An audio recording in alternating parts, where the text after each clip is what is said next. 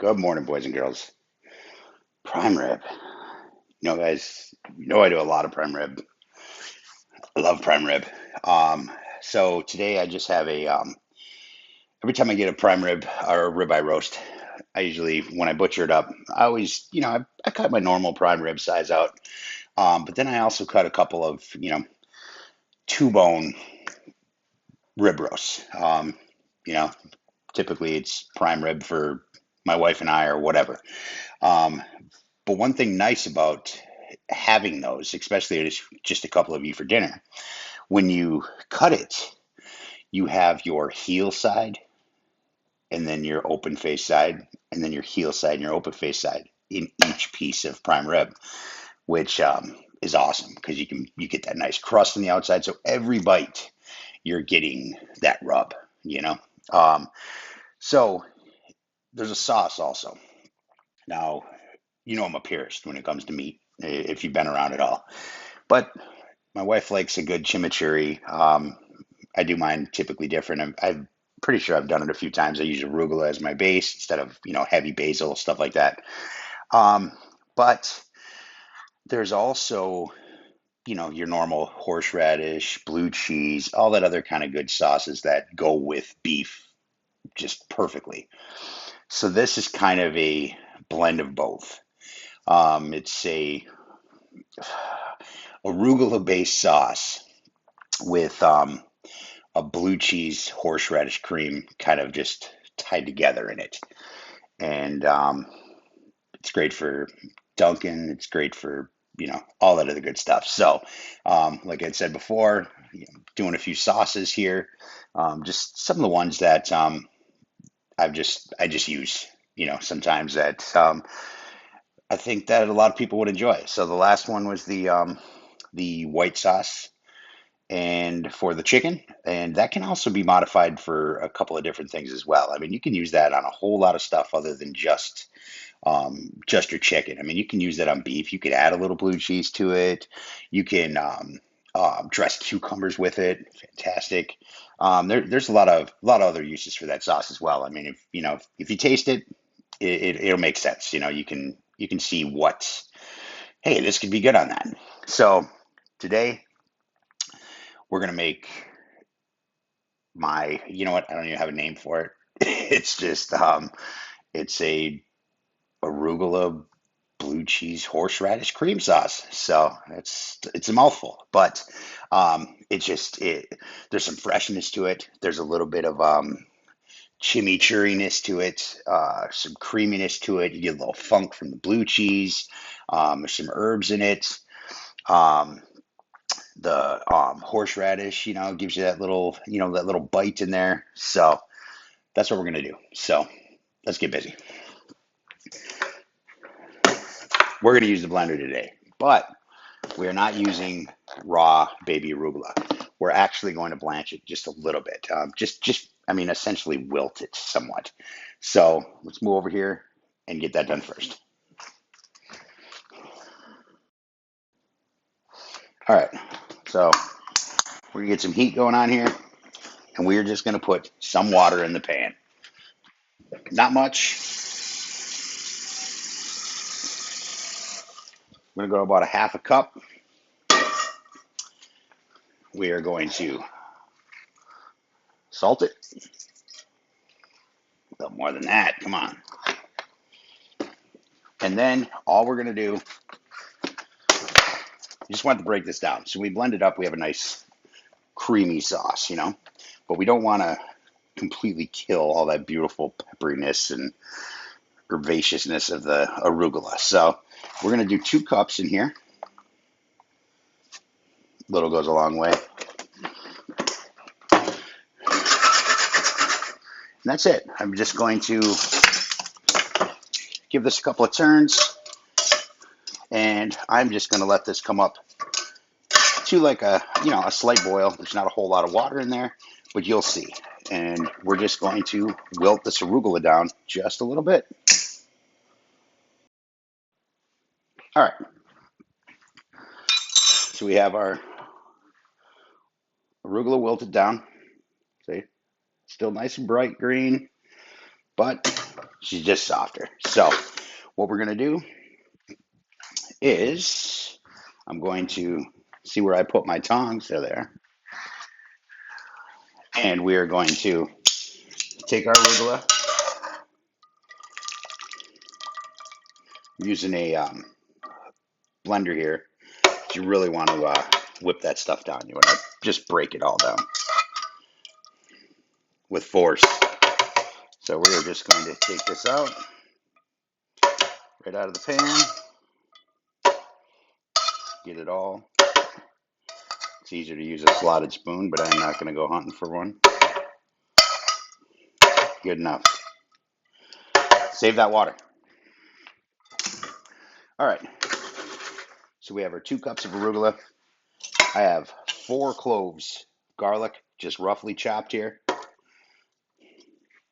I have 3 sprigs fresh dill, and about an 1/8 cup of chopped parsley.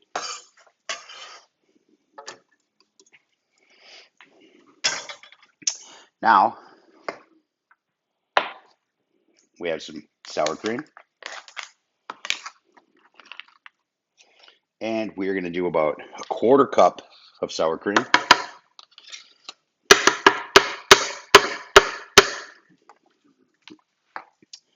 And grab a teaspoon here.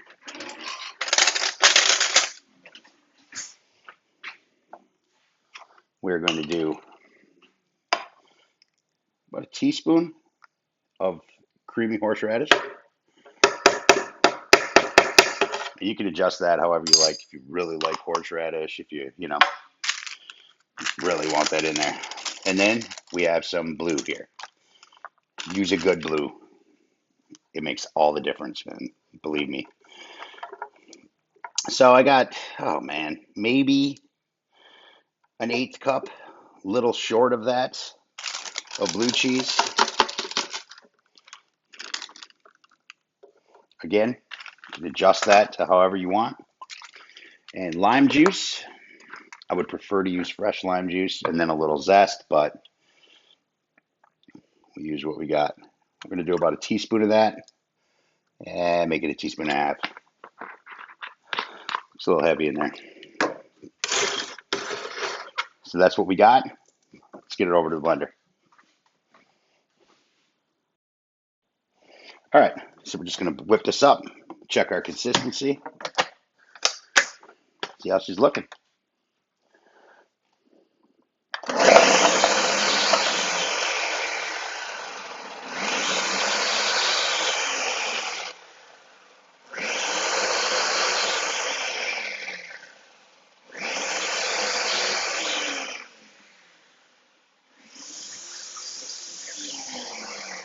Now we're going to put a little bit of our arugula water in there.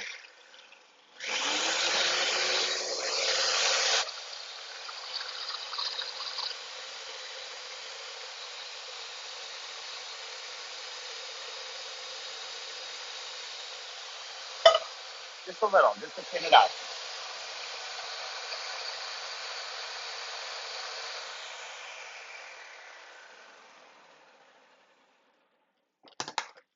Take a look. Knock all the stuff from the side down a bit here.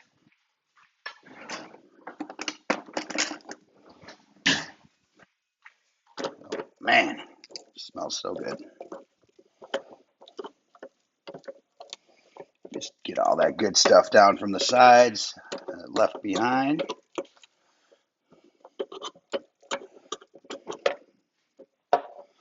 Yum. And again, one more quick.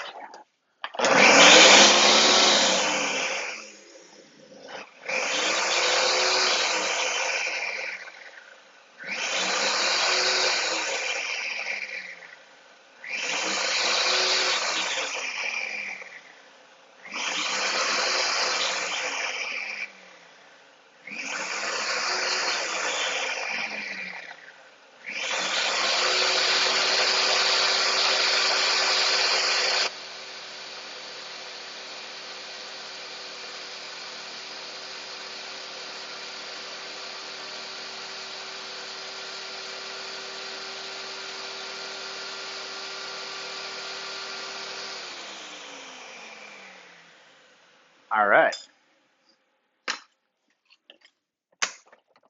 Just like that, guys. We grab a bowl here. I'm actually going to put it in the fridge for a little while. Let it do its thing.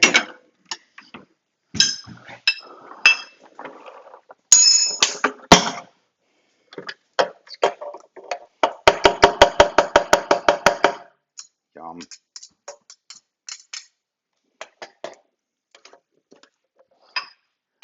Just like that.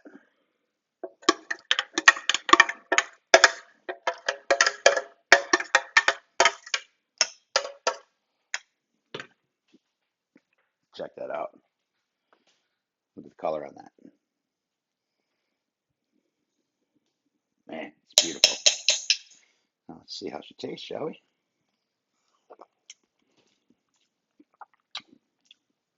Oh, fantastic. So good.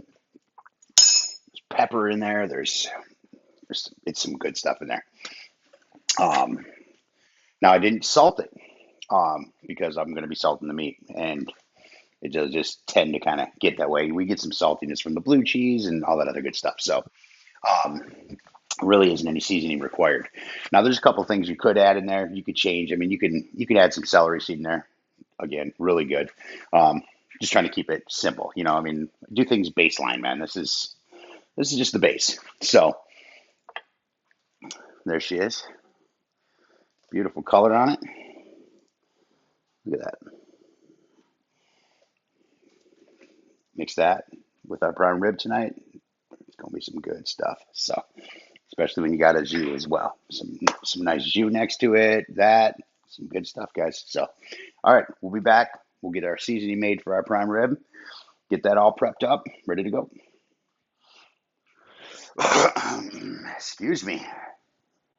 All right, guys, we are gonna make our herb rub for our prime rib. Now, there's a lot, but when it comes to my prime rib, I like that herbiness. I like it to be savory, like a little saltiness, just goes well with the smoke, especially with the nice herby jus, as well as uh, the sauce that we made. So this is what we got going on, guys. I'm going to bring you on over here. And I'm going to take you down here where we're playing games. And this is what we're doing. Teaspoon. Everything we're doing here is going to be a teaspoon for the start. We got a teaspoon granulated garlic.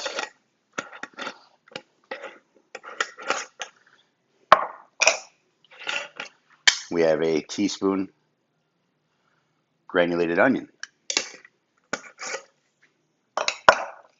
We have a teaspoon coriander.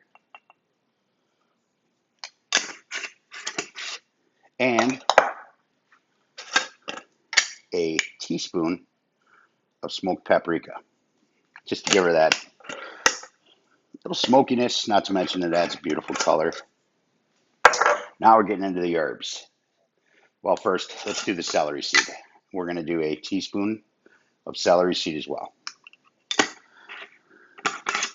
Now we're getting into the herbs. Oregano, nice earthiness. Love oregano. I'm going to do a teaspoon of that. We're going to do a teaspoon of thyme, because thyme without prime rib, ain't got time for that. Oh shit, I got jokes this early in the morning. Rosemary, teaspoon. Little herby sweetness from some basil, teaspoon.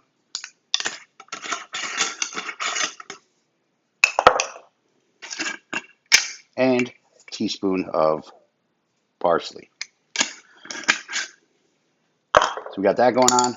Now we're going to get our seasoning in. We got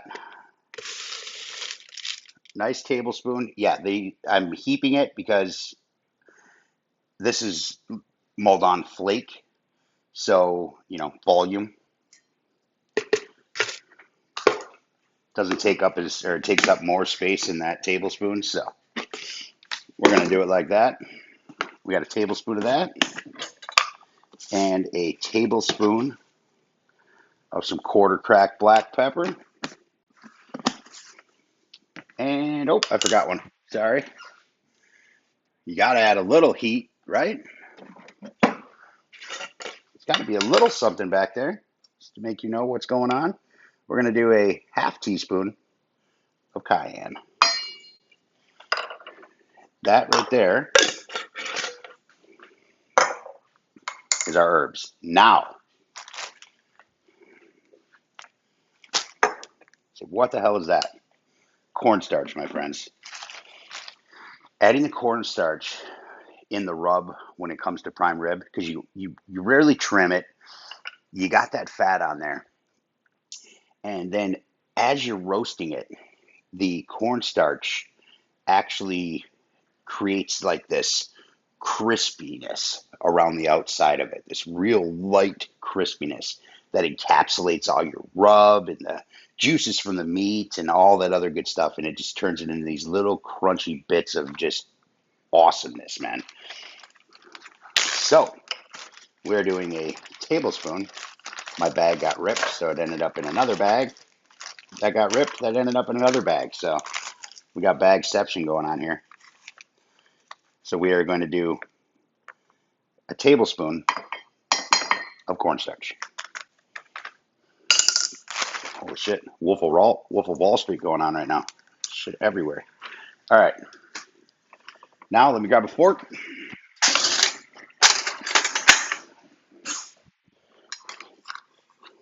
I'm using a fork because otherwise the cornstarch just sticks to my hands. So giving it a few tosses here. Just to combine it real good until as I'm mixing it, when I turn up from the bottom, everything kind of is coated in white, you know? That way I know everything is incorporated well. The cornstarch is coating all the herbs, which also protects them a bit. And again, we're just making it just delicious little bites, man. So there we go. Let's get it on the meat. All right, guys. So here we got our little ribeye roast here. It's going to be good. The only thing I am going to do is just pull off some of that stringy stuff. It's not going to render. We're not going to eat it. And a little bit more than I thought up here. Typically, I do a little trim when I butcher, but I must have been in a hurry that day. So, all right. Now that that is out of the way. And one more. All right. Now, what we're going to do is I'm just going to come on in here, separate that bone, and we are just going to season the inside of our meat right here. Just get a little bit of love in there. Nothing too crazy, otherwise it'll get all granular and nasty. Now, we're just going to take a piece of string, secure it, and we're just going to do a single wrap. Doesn't have to be anything crazy. Shit. We got a knot. That's all right. It'll work. I like to have my knots over here at the end, so that way when I cinch it, it cinches in the right spot, you know? So we're just going to go here, make sure she's dead center, give her 2 flips. That way we got something to secure us. And then I'm going to give her a little snugness. Tighten up that roast, tighten all them fibers up in that meat. And then loop it one more time. Dunzo. Cut off the extras. Call it a day. So now we got our rope. Nice and tight. We're going to season this guy up. So I'm not going to do any binders. I'm not going to do nothing like that. I never do. Just going to coat the outside of this roast nicely. We are going to lose some, so we want to make sure we have enough. Not to mention, it is a thick chunk of meat, so think about it that way. You think about seasoning a monster steak, you know. We're just going to press this down. Man, it's beautiful. Just like that. There we go. We didn't lose too much. Get that side. Again, liberally. Because in the bottom of the plate now, you're going to have this crusty side. So you have all that beautiful pink meat in the center. And then you cut through. It's like, yeah, you always get your edges. But now when you do it like this, and you have your two prime ribs, when you cut through that center, you still have that other side of crusty bark and seasoning and rub, and it just takes that prime rib bite to just a whole new level, man. Damn good. Makes me a happy panda. All right, I'm going to stand it up, and we're going to get our edges, just like so. All right, sorry about that. My phone actually rang. In case you weren't aware, I don't use cameras and all that other fancy stuff. I just use my phone. So, but this is what we got.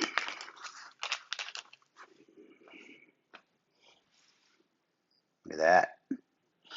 Nice, coated, ready to go. So, what I'm going to do is I'm just going to throw that on a pan, and I am just going to throw that in the fridge just like that. So, we are I'm going to stand it up so both sides can dry nicely. I'm going to take our little extras here, and I am just going to sprinkle them on the top because why not? Like that. Like I said, we're going to be losing stuff anyway, so that's that. Oh, shit. I'm going to throw that in the fridge, stop playing with it, and let her sit until we're ready to toss it on the pit.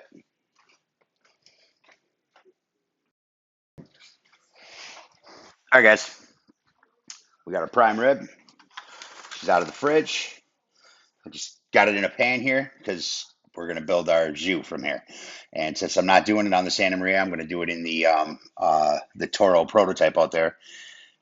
I don't have to worry about, the benefit of any juices dropping on coals or anything like that. So I'm going to do it in this pan. I got an onion in here. I got it halved.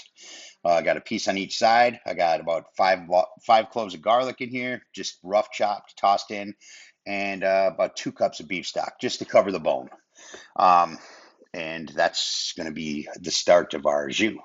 So once we get some nice smoke on it, get it all situated, and then we'll take that jus, we'll strain it, add a little seasoning to it, give it just a slight thicken, so when you dunk, it coats. It'll be good stuff. So I'm going to let this sit out while we get the pit lit.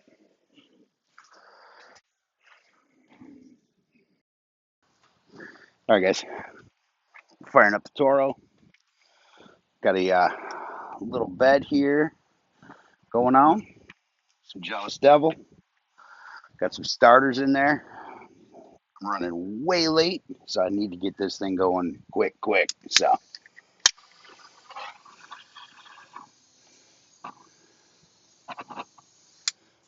damn. This thing's a pain in the ass. I need to get some gas for the big boy. So, and then in here, I have my half time here with some of that awesome Prime 6 over on this side. Got some smaller ones in there, about 5 or 6 chunks. And then just a little extra of extra of the jealous devil going in there as well. So I'm gonna let this get going, and we're gonna get an oak split in there, and get our pan in there, and let her go. I'm gonna start around 250, 275. Just let her soak some stuff up, and dry out, build a little crust, all that good stuff, and then I'm gonna step it up and finish her off. All right, guys, got my split in there. Got a nice clean burn going on. Smells fantastic. I'm just gonna take this guy, put him just like so, and that's it.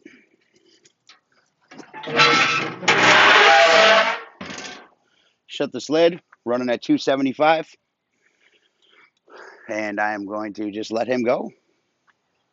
I don't know, for a while anyway. So come out here, test it out, see what we're looking at.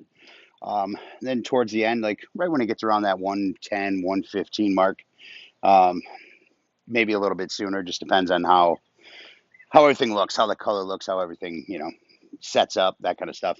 Then I'll boost her up, maybe throw another split in there, maybe just stir the coal a little bit, whatever it takes, and we'll get that temp up about as high it goes without me adding any more fuel, and finish it off like that. So,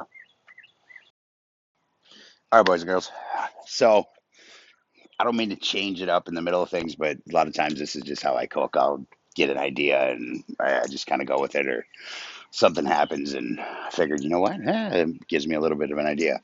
So now there's a few old old methods of cooking prime rib that essentially are crank that oven up to like 500, blast it with heat, and then kill the oven and let her sit for a couple hours until she finishes off.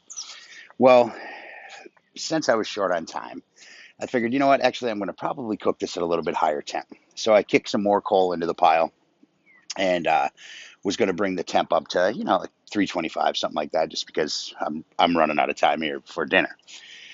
Well, then it dawned on me that I'm going to try one of them old school methods, but I'm going to try it on the smoker. So I kicked a split in there, harnessed all of my backup coal. I usually have some coal lit that I can kick into the fire a little bit later in case I need to manage heat. That way I don't have to relight anything or anything like that. So what I did is I got the temp up to 450. So I let it roll. It's been about, I don't know, about 30, 35 minutes or so. I got some beautiful blue smoke coming out of here, and she's looking really good. So change of plans. That's what I'm going to do. I'm going to run this thing at 450.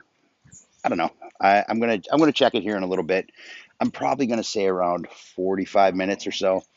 Um, and then I'm going to kick my intake down a little bit, and maybe kick a little bit of the coal out of the way, that hasn't quite fully, um, ashed over yet, and then bring that temp down, and probably then take her back down to that 250, 275 mark, and just let everything just kind of chill out, let that meat loosen back up, let all them juices pull back into it, and go for the finish like that. So I'm actually doing it backwards than what I said I was going to do. So, but I'm actually curious to try it out. So I figured, hey, who knows?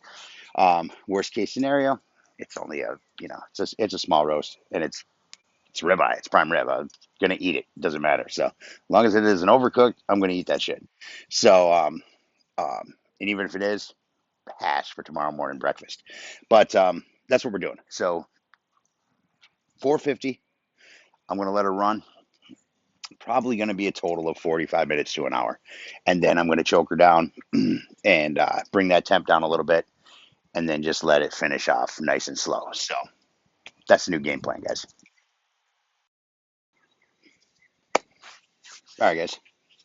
So down at 225, I've had her just sitting there, choked it off entirely. So now let's see what we got.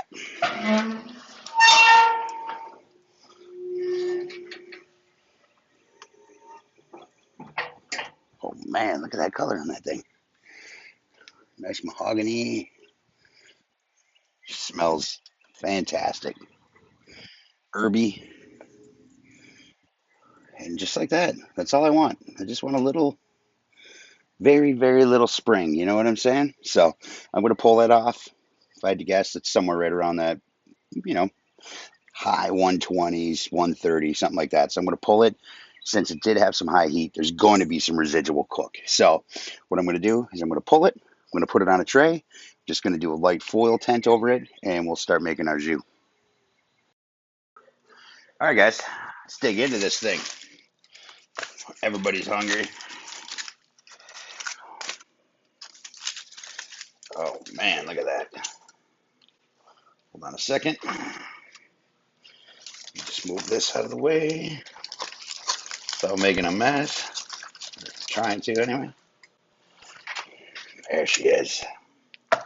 Look at that. Man. That's what I'm talking about. All right, so take our string, pull that guy off.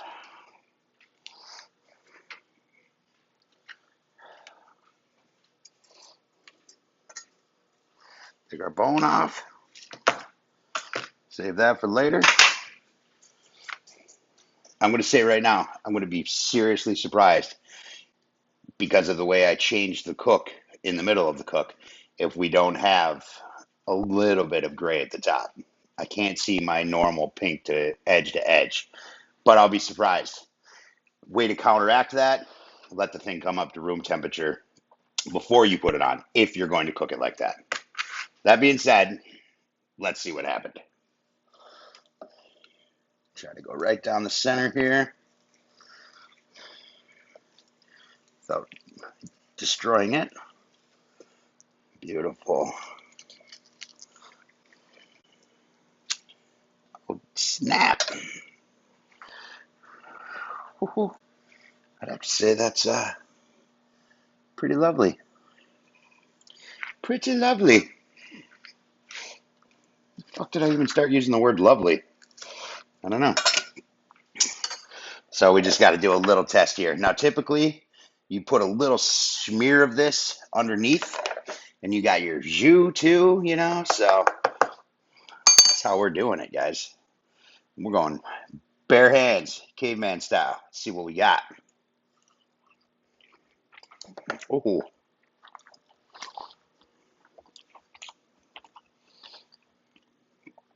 that is awesome. Super tasty. Wow. I think I might actually do that way again.